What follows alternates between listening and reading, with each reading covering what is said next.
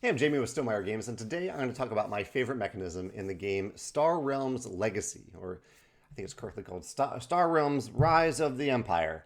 Um, but it is a legacy version of Star Realms. Two player, head to head, 12 game campaign. We are 7 games through the campaign right now, and we're having a blast with it. It's really, really cool. My favorite aspect of the game is how quickly you get to level up, how quickly you get to upgrade things. And a lot of campaign and legacy games, upgrades and leveling up happens very slowly. It's a slow progression. They've dragged it over the course of a long campaign.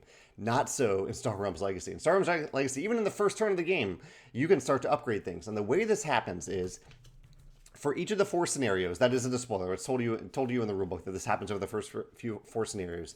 You were given sticker sheets. This is the game one, so you'll see this one at the very beginning of game one. You'll get a sticker sheet, and this sticker sheet says that when you are acquiring cards, at the moment when you acquire a card from the card row, you're spending money to gain a card. If you spend 2 extra for a ship or 3 extra for a base, you can place a sticker on it and make that card kind of linked to you from then on. So, for example, if and you can see that they're broken down into rows. If I find a 2-cost card, if there's a 2-cost card, or let's use 3 as an example. If there's a 3-cost card in the card row and I spend 2 extra, I get to, and I did do this, I get to put this sticker on top of that card when I acquire it. Many of these cards in the game also have when acquired benefits, so the first time you gain it, there's still a reason to gain it other than putting a sticker on it because you're gaining a when acquired benefit. But also, I'm putting the sticker on it and I'm making it better from then on. Here's an example of one that I didn't put down there. It says, it adds to the ability. It says, and draw a card, discard a card. And it also says, because this is my sticker sheet, for me, I have this linked benefit. If I have played another card on the same turn as this card, I gain an extra 2 attack on that turn. So I'm making cards better in general for any player to gain, but also specifically for me because I'm making it a little bit better this way. I'm also changing using a different sticker sheet. I'm changing the allegiance of that card to be both its original allegiance and my faction. So it's kind of a hybrid allegiance from then on. The bases, the cards that kind of remain in play after you play them in Star Realms, they also have benefits. They're a little bit more expensive. They're +3, and bases in general already cost a little bit more, so they're a little bit more difficult to upgrade. But they are really good in the game too to upgrade. As you can see here, you can only upgrade one thing from each row for each of these costs. So for a 5-cost card, I upgraded a base, but I couldn't also upgrade a ship card.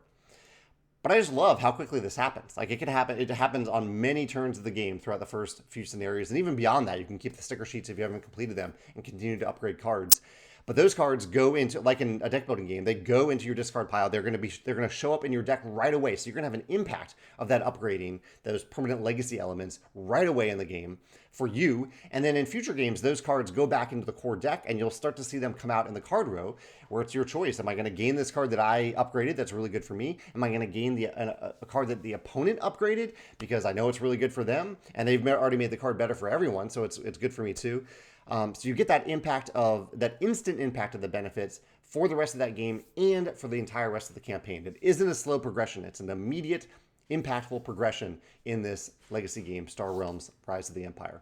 That is my favorite mechanism of the game. It is really cleverly implemented, and I just appreciate how quickly it happens. I didn't have to wait for 5 different scenarios to start seeing the impact of my choices in the game. You get to see them right away.